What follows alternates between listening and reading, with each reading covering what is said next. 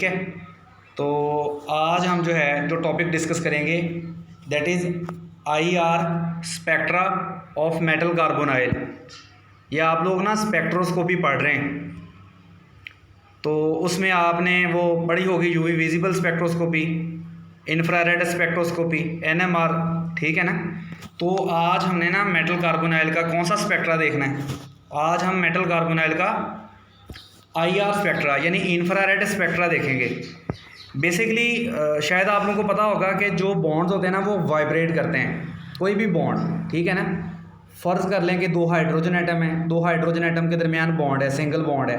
अब बेसिकली दो एटम जो हैं वो जैसे स्प्रिंग नहीं वो मूव करता, ठीक है, स्प्रिंग हिलता है, इसी तरह जो दो एटम्स होते हैं किसी बॉन्ड के साथ जो आपस में बॉन्डेड हैं उनका बॉन्ड भी वाइब्रेट कर रहा होता है। तो आप लोग पता है कि जो कार्बन ऑयल है उसमें कार्बन और ऑक्सीजन के दरमियान बॉन्ड है। तो कार्बन और ऑक्सीजन का जो बॉन्ड होता है ना बेसिकली ये भी वाइब्रेट करता है। और जब हम इसकी वाइब्रेशनल फ्रिक्वेंसी को चेक करते हैं by using IR spectra, sorry यार ये क्या हो गया, एक मिनट,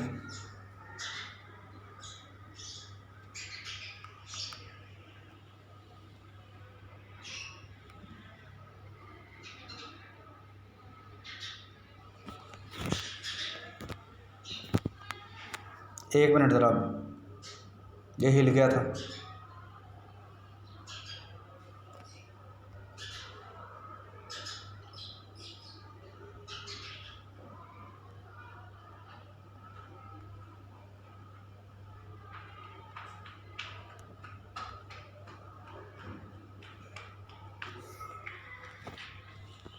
हाँ जी, तो मैं आप लोगों को बता रहा था कि जो बॉन्ड होता है ना दो एटम्स के दरमियान वो वाइब्रेट करता है लाइक अ स्प्रिंग।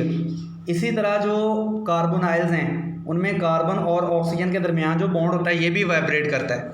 और इसकी जो वाइब्रेशनल फ्रिक्वेंसी है या जिसे इसे स्ट्रेचिंग फ्रिक्वेंसी कहते हैं, ठीक है, वो बहुत ज़्यादा शार्प होती है। इसका मतलब ये है कि जब हम ना ये इसके सिग्नल डिटेक्ट करते हैं यानी इसका जो स्पेक्ट्रा वो लेते हैं तो कार्बन ऑक्सीजन की जो बॉन्ड वाइब्रेशन है इसका जो सिग्नल आता है वो किसी भी और लिगेंड से बहुत ज़्यादा शार्प होता है। यानी कि कार्बन ऑक्सीजन बॉन्ड की जो स्ट्रेचिंग है या कार्बन ऑक्सीजन बॉन्ड की जो वाइब्रेशनल फ्रिक्वेंसी है इसका जब हम सिग्नल डिटेक्ट करते हैं it is very very sharp, ठीक है। और किसी भी और लिगेंड के अंदर जो है वो इतना शार्प कह लें कि आप जो है वो सिग्नल डिटेक्ट नहीं करते।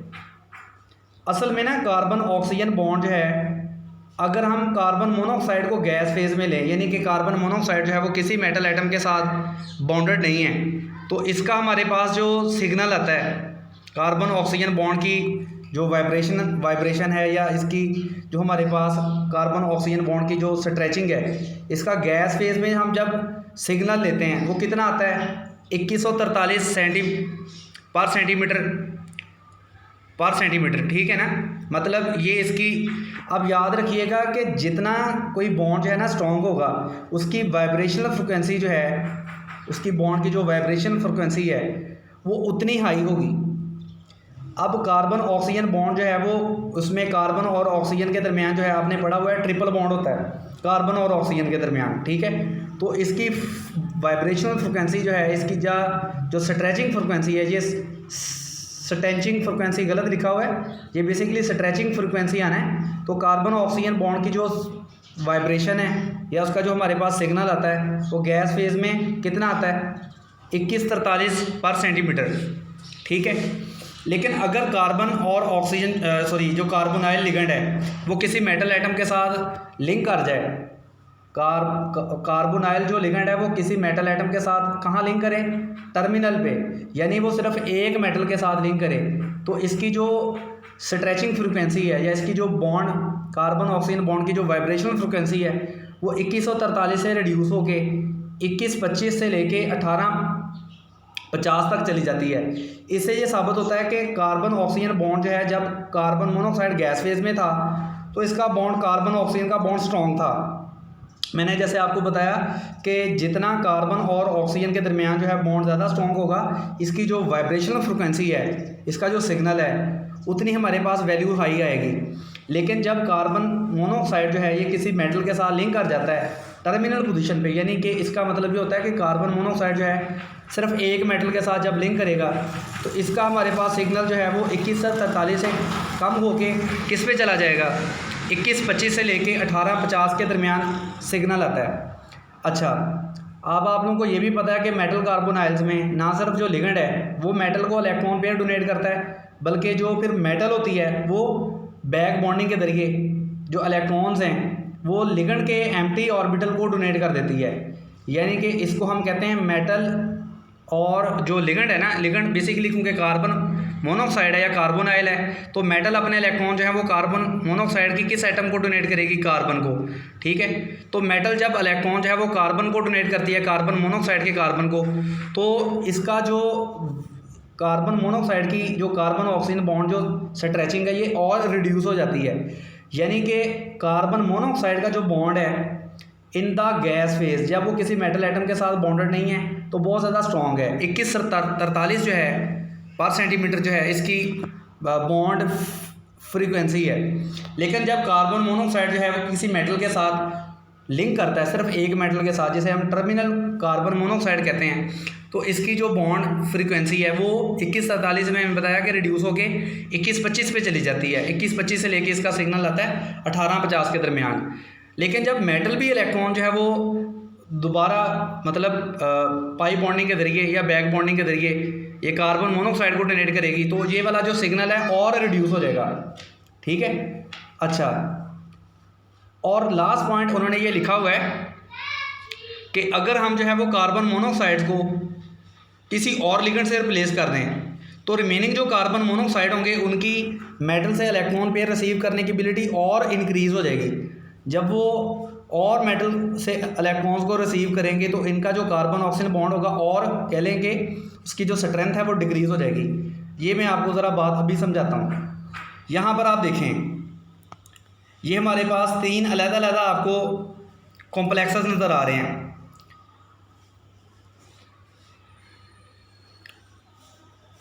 तो पहला जो हमारे पास कॉम्प्लेक्स है इसमें उन्होंने लिखा हुआ है कि जो मैंगनीज है ना उसके साथ 6 कार्बन मोनोऑक्साइड जुड़े हुए हैं और इस कॉम्प्लेक्स पे कौन सा चार्ज है, पॉजिटिव चार्ज है। ठीक है, एक मिनट ज़रा,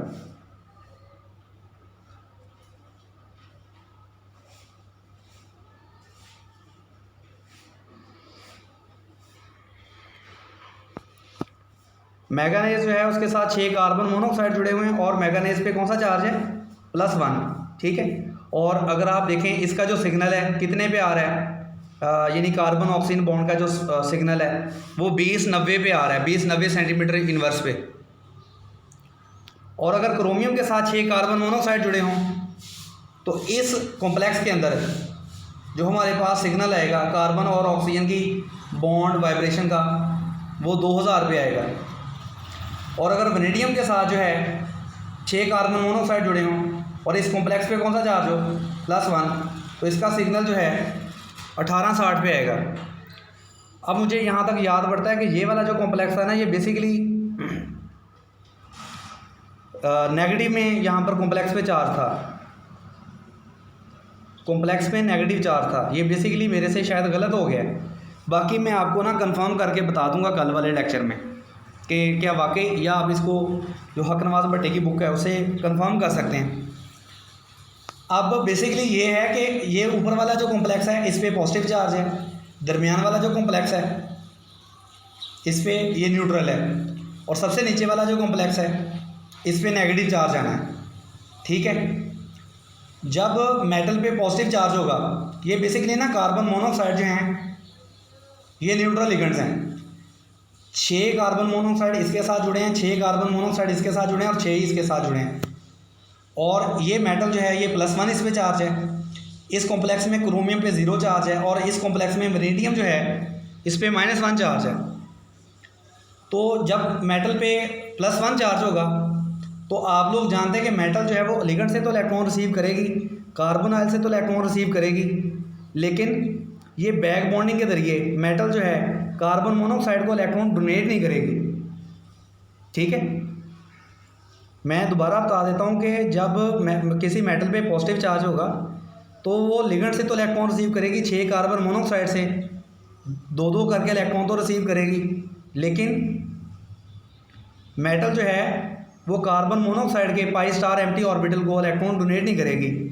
आपको मैंने जैसे बताया कि जो जब बैक बॉन्डिंग होती है, जब पाई बैक बॉन्डिंग होती है, इससे कार्बन और ऑक्सीजन के दरमियान जो बॉन्ड है ना वो रिड्यूस हो जाता है, क्योंकि कार्बन और मेटल के दरमियान बॉन्ड स्ट्रॉन्ग हो जाता है। यानी देखें ना, बॉन्ड किस तरह है, बॉन्ड इस तरह है कि मेटल का बॉन्ड है, एक मिनट ज़रा,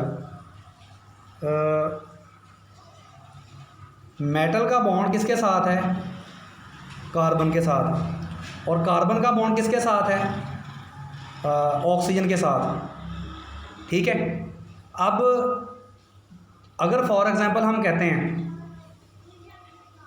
एक मिनट यार, हाँ अब ये देखिए, अगर हम कहते हैं कि कार्बन और ऑक्सीजन जो है ये वैसे है, तो इनके दरमियान ट्रिपल बॉन्ड है।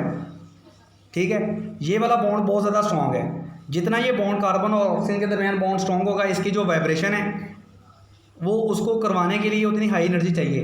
यानी हमारे पास इसका जो सिग्नल आएगा वो 2143 पे आएगा। ठीक हो गया। जब कार्बन मोनोऑक्साइड ने किसके साथ लिंक करना है, कार्बन मोनोऑक्साइड ने मेटल के साथ लिंक करना है, तो बेसिकली कार्बन अपना जो इलेक्ट्रॉन पेयर है ये मेटल को डोनेट करेगी, तो इससे ये वाला जो बॉन्ड है ये वीक हो जाएगा।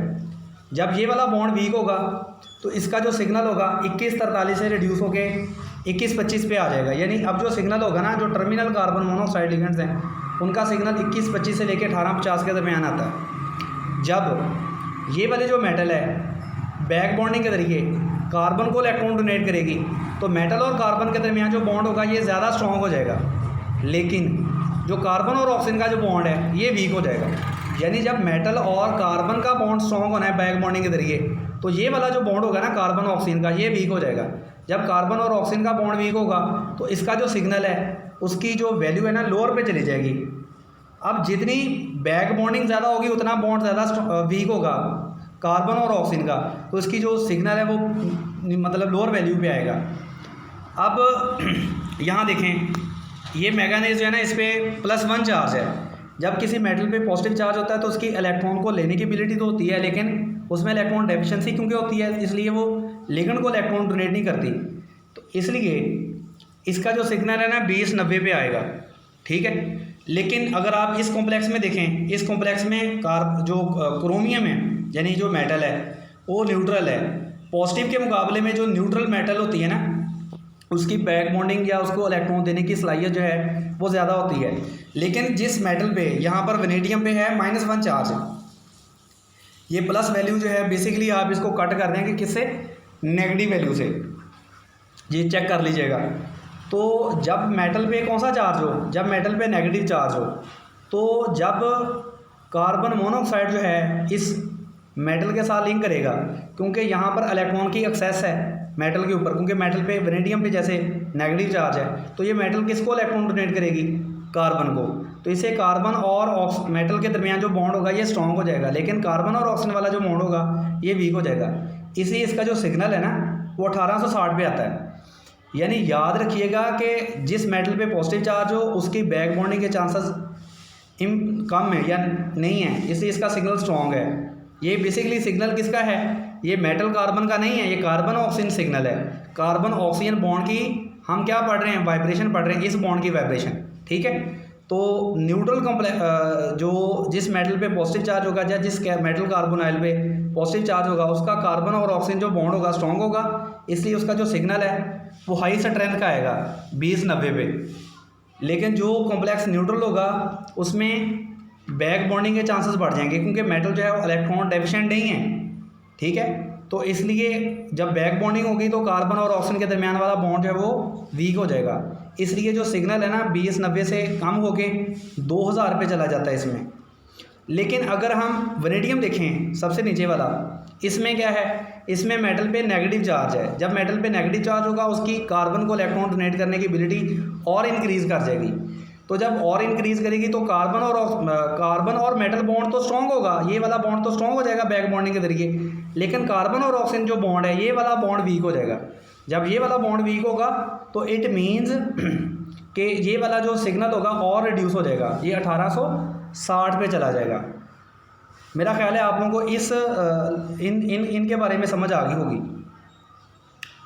अगर हम देखें, जैसे मैंने आपको बताया कि अगर हम मेटल कार्बोनाइल को किसी और लिगेंड से रिप्लेस कर दें, जैसे देखें यहाँ पर हमने क्या किया है, जो मैंगनीज है इसमें इस कॉम्प्लेक्स में मैंगनीज के साथ कितने कार्बन मोनोऑक्साइड जुड़े हुए थे, 6। लेकिन इस कॉम्प्लेक्स में मेटल कार्बोनाइल के साथ जो है मैंगनीज के साथ 3 कार्बन मोनोऑक्साइड जुड़े हैं और इसके अलावा एक और लिगेंड जुड़ा हुआ है, यानी हमने 3 कार्बन मोनोऑक्साइड को डाई-EN से रिप्लेस कर दिया। ठीक है ना।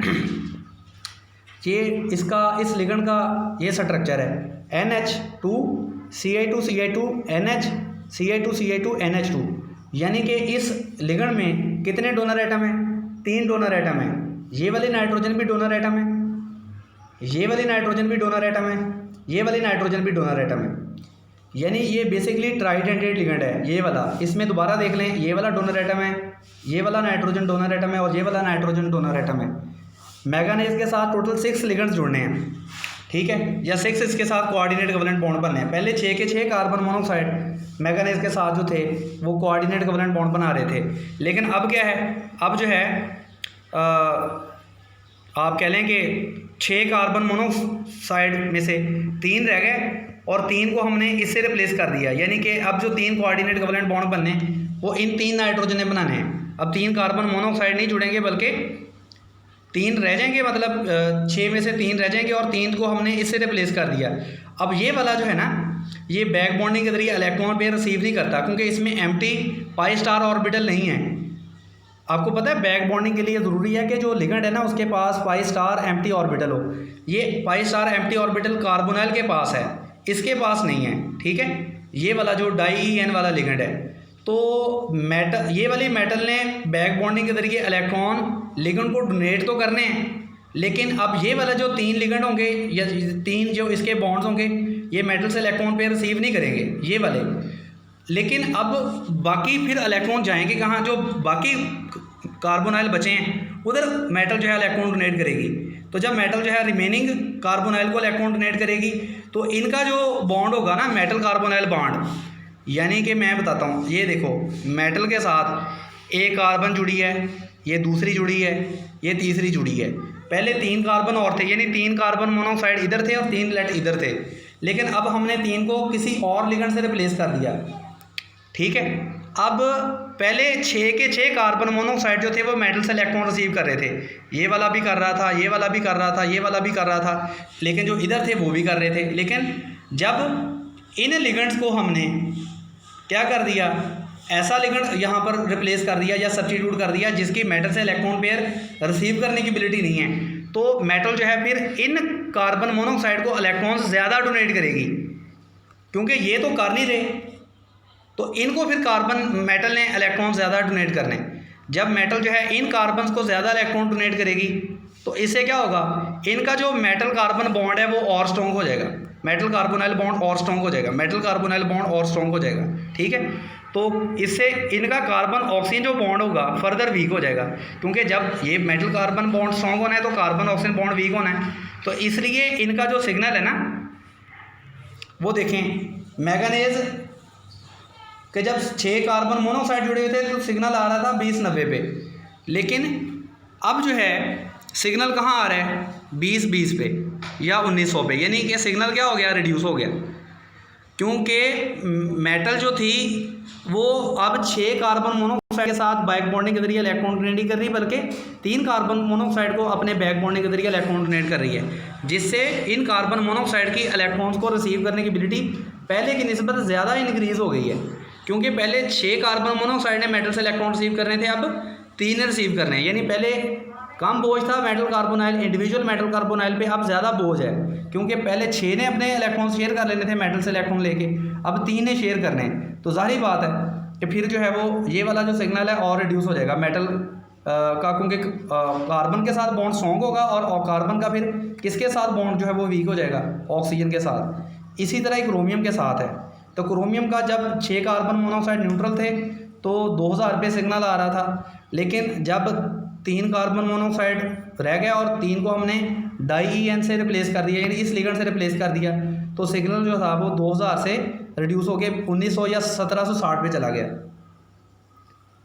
अच्छा, इसके बाद उन्होंने लिखा हुआ है, अब यहाँ पर ना इस स्लाइड में उन्होंने बताया हुआ है कि जो यहाँ पर कर लेते हैं, ठीक है, जो बेसिकली टर्मिनल कार्बन मोनोऑक्साइड होते हैं ना, टर्मिनल कार्बन मोनोऑक्साइड, उनका जो सिग्नल है वो कहाँ से कहाँ तक आता है। टर्मिनल वालों का आता है 21-25 से लेकर 18-50 के दरमियान। लेकिन जो ब्रिजिंग कार्बन मोनोऑक्साइड होते हैं, ब्रिजिंग कार्बन मोनोऑक्साइड का मतलब है कि ऐसे कार्बन मोनोऑक्साइड जो 2 मेटल्स को जोड़ते हैं, उनका सिग्नल कहाँ आता है 1750 के और 1850 के दरमियान। यानी ब्रिजिंग वाले के जो बॉन्ड है ना, कार्बन ऑक्सीजन बॉन्ड, ये वीक होता है, और जो टर्मिनल वाले कार्बन मोनोऑक्साइड है इनका बॉन्ड स्ट्रॉन्ग होता है। टर्मिनल में मैंने आपको बताया कि मेटल के साथ एक कार्बन मोनोऑक्साइड या एक कार्बन मोनोऑक्साइड जो है वो एक मेटल के साथ जुड़ेगा, लेकिन जो ब्रिजिंग है उसमें एक जो कार्बन मोनोऑक्साइड है वो कितने मेटल के साथ जुड़ेगा, 2 मेटल के साथ। तो जब कार्बन मोनोऑक्साइड जो है 2 मेटल के साथ जुड़ेगा तो इसमें कार्बन और ऑक्सीजन जो बॉन्ड होगा ये ज़्यादा वीक होगा इसमें, और इसमें जो बॉन्ड होगा ना, क्योंकि कार्बन मोनोऑक्साइड ने एक मेटल के साथ जुड़ना है टर्मिनल में, तो इसका बॉन्ड स्ट्रॉन्ग होगा, इसलिए इसका जो सिग्नल है वो हाई फ्रिक्वेंसी पे आता और ब्रिजिंग वाले का लो फ्रिक्वेंसी पे आता। अब यहाँ पर आपको 2 कॉम्प्लेक्सेस नज़र आ रहे हैं। पहला वाला जो कॉम्प्लेक्स है ना, ये बेसिकली Fe2CO9 है। Fe2CO9 का यहाँ पर उन्होंने IR स्पेक्ट्रा शो किया हुआ है। इसमें दोनों सिग्नल्स आ रहे हैं।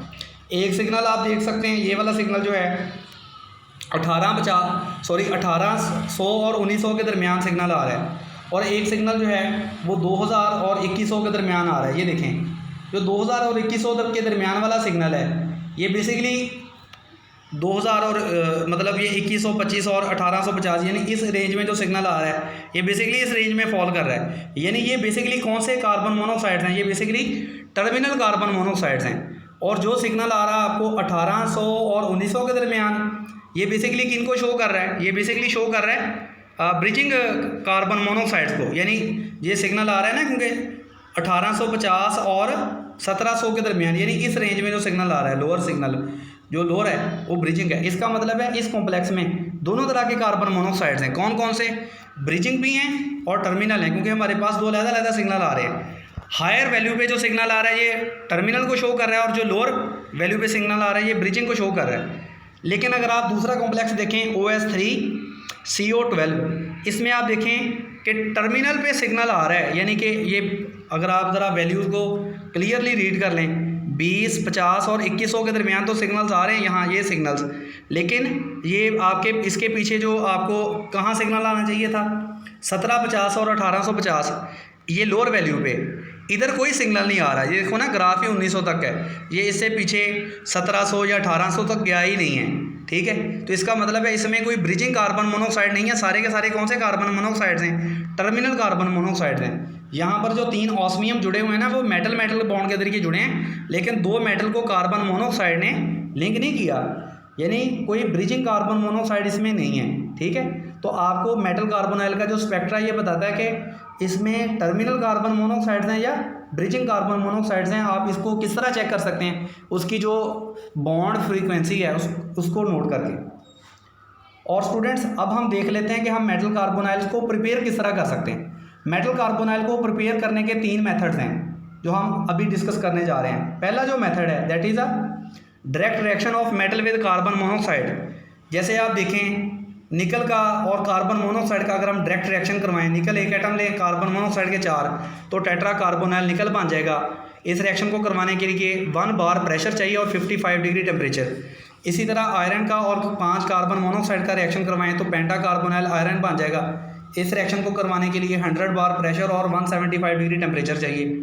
दूसरा मेथड है reduction of metal salt and oxides.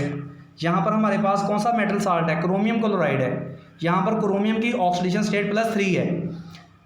अगर हम क्रोमियम क्लोराइड का एल्यूमिनियम और कार्बन मोनोऑक्साइड के साथ रिएक्शन करवाएं तो एल्यूमिनियम जो है वो 3 इलेक्ट्रॉन लूज़ करके क्रोमियम को दे देगी।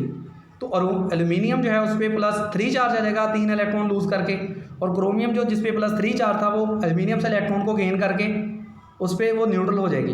अब जो क्रोमियम होगी ना, वो न्यूट्रल जो क्रोमियम है वो 6 कार्बन मोनोऑक्साइड के साथ जुड़ के क्या बनाएगी, हेक्सा कार्बोनाइल क्रोमियम।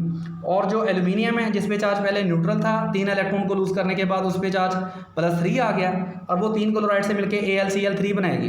अब यहाँ पर जिस मेटल का कार्बोनाइल बन रहा है, यानी क्रोमियम का कार्बोनाइल बन रहा है, वो बेसिकली एल्यूमिनियम से इलेक्ट्रॉन क्या कर रही है, गेन कर रही है। तो इलेक्ट्रॉन गेन करने का मतलब सीधा होता है रिडक्शन। तो यहाँ पर हम बेसिकली क्या कर रहे हैं, मेटल साल्ट की रिडक्शन करके ना इसको मेटल कार्बोनाइल में कन्वर्ट कर रहे हैं। और तीसरे नंबर पे जो मेथड है, preparation of di nuclear carbonyl from mono nuclear carbonyl. यहाँ पर आप देखें पेंटा कार्बोनाइल आयरन है, यानी बेसिकली इस कॉम्प्लेक्स में एक मेटल एटम है, लेकिन अगर हम इसको थर्मली या लाइट की मौजूदगी में, थर्मली का मतलब होता है, थर्मोलाइसिस का मतलब है in the presence of heat, और फोटोलाइसिस का मतलब है in the presence of light. तो अगर हम इसको लाइट दें या हीट दें तो बेसिकली ये वाला जो मोनो न्यूक्लियर कॉम्प्लेक्स है या मोनो न्यूक्लियर कार्बोनाइल कंपाउंड है, ये किस में कन्वर्ट हो जाएगा, डाई न्यूक्लियर में। ठीक है ना। तो प्रेपरेशन ऑफ, ये बेसिकली हम डाई न्यूक्लियर कॉम्प्लेक्स बना रहे हैं। ये देखिए ना, 2 आयरन है और हर आयरन के साथ 5 कार्बन मोनोऑक्साइड जुड़े हैं, तो टोटल 2 आयरन है और 10 कार्बन मोनोऑक्साइड है। अगर एक कार्बन मोनोऑक्साइड निकल जाए तो 2 आयरन जो हैं आपस में लिंक कर जाएंगे, और इनके पास जो है वो 10 की बजाय अब कितने कार्बन मोनोऑक्साइड रह जाएंगे, 9 कार्बन मोनोऑक्साइड रह जाएंगे। और 2 मेटल एटम के दरमियान जो है, यानी 2 आयरन के दरमियान जो है कौन सा बॉन्ड होगा, मेटल मेटल बॉन्ड, यानी आयरन और आयरन के दरमियान जो है ऐसे बॉन्ड बन जाएगा। और आप कह लें कि 4 ही कार्बन मोनोऑक्साइड इधर लगे होंगे, क्योंकि टोटल 9 है ना, 4 इधर लगने हैं, 1 2 और ये 3 और ये 4, इस तरह से आप कह लें 4 इधर मतलब कार्बोनाइल लग जाएंगे। और जो 4 इधर 8 हो गया, 4 इधर हैं और 4 इधर हैं, और जो 9वां होगा वो कार्बन मोनोऑक्साइड दोनों को लिंक कर देगा। ठीक है। तो इसको हम कहते हैं ये वाला जो है कौन सा, ये ब्रिजिंग है, सॉरी ये वाला ब्रिजिंग है कार्बन मोनोऑक्साइड, और ये वाले टर्मिनल हैं। टर्मिनल वालों का सिग्नल कहाँ आ रहा था, टर्मिनल वालों का आ रहा था अपना 2150 से लेके मतलब जो है वो लोअर वैल्यू पे 1850, और जो ब्रिजिंग वाला था इनका सिग्नल कहाँ आ रहा था 1850 से लेके 1750 के दरमियान।